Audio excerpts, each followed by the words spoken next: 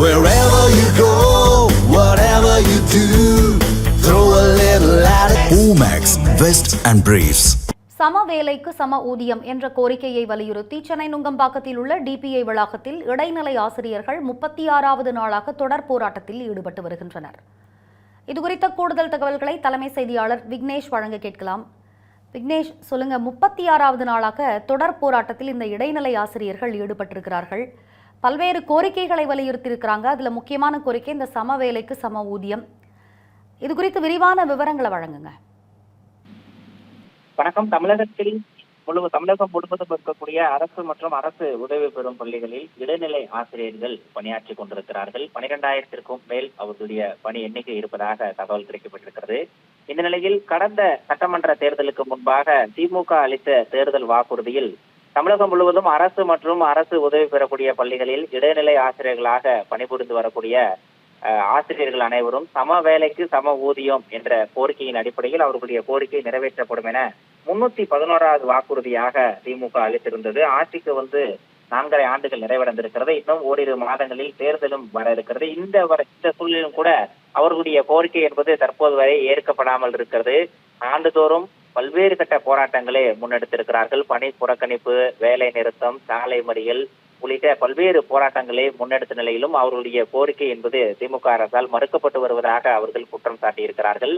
36 நாட்களாக தொடர்ந்து அவர்கள் பணி புறக்கணிப்பு போராட்டத்தில் ஈடுபட்டுக் கொண்டிருக்கிறார்கள். சென்னை நுங்கம்பாக்கத்தில் இருக்கக்கூடிய டிபிஐ வளாகத்தில் தொடர் போராட்டத்தில் நாள்தோறும் ஈடுபடுவதும், கைது செய்து தனியார் மண்டபங்களில் எந்தவித அடிப்படை வசதிகளும் இல்லாத தனியார் மண்டபங்களில் அடைத்து வைக்கப்படுவதும், இரவு நேரங்களில் சென்னைக்கு புறநகர் பகுதியில் அவர்களை வாகனத்தில் சென்று இறக்கி விடுவதும் என்பதே தொடர்கதை ஆகிக் கொண்டிருக்கிறது. இருந்தாலும் கூட இந்த முறை தங்களுடைய கோரிக்கைகள் முழுமையாக நிறைவேறாத வரை, அதாவது அவர்களுடைய கோரிக்கைகளில் பிரதான கோரிக்கையாக இருப்பது சம வேலைக்கு சம ஊதியம், இந்த கோரிக்கையை நிறைவேற்றாமல் நாங்கள் சொந்த ஊர்களுக்கு திரும்ப மாட்டோம் என கூறி அவர்கள் தொடர் போராட்டத்தில் ஈடுபட்டுக் கொண்டிருக்கிறார்கள். தமிழகம் முழுவதும் இருந்து பல்வேறு மாவட்டங்களில் பல நூற்றுக்கணக்கான ஆசிரியர்கள் சென்னை டிபிஐ வளாகம் முன்பாக நாள்தோறும் போராடி கொண்டிருக்கிறார்கள். இன்றைய தினமும் அவர்களுடைய போராட்டம் தொடர்ந்து நடைபெற்றுக் கொண்டிருக்கிறது. பலகட்ட பேச்சுவார்த்தைகள் அழைத்து பேச்சுவார்த்தை நடத்தப்பட்டிருக்கிறது. இருந்தாலும் கூட அவர்களுடைய நியாயமான நீண்டகால கோரிக்கையான சம வேலைக்கு சம ஊதியம் என்ற திமுகவினுடைய தேர்தல் வாக்குறுதியை நிறைவேற்ற வேண்டும் என்ற ஒற்றை புள்ளியில் அவர்கள் அனைவரும் இணைந்து தொடர் போராட்டத்தில் ஈடுபட்டுக் கொண்டிருக்கிறார்கள்.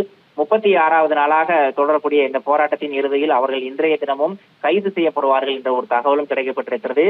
எத்தனை நாட்கள் தொடர்ந்து கைது செய்யப்பட்டாலும் கூட மீண்டும் அடுத்த நாட்கள் அதே டிபிஐ வளாகத்தில் திரண்டு தொடர் போராட்டத்தில் ஈடுபடுவோம் என்ற ஒரு எச்சரிக்கையும் அவர்கள் விடுத்திருக்கிறார்கள். அதன் அடிப்படையில் இன்னும் சற்று நேரத்தில் அவர்கள் கலந்து செல்ல மறுக்கும் பட்சத்தில் அவர்களை கைது செய்வதற்கான நடவடிக்கைகளையும் காவல்துறை தொடங்கி இருக்கிறது. திமுக வழங்கிய தேர்தல் வாக்குறுதி காற்றில் பறக்கவிடப்பட்டிருக்கிறது. இடைநிலை ஆசிரியர்கள் 36வது நாளாக தங்களுடைய கோரிக்கைகளை வலியுறுத்தி தொடர் போராட்டத்தில் ஈடுபட்டிருக்கிறார்கள். விவரங்களை வழங்கியமைக்கு நன்றி விக்னேஷ்.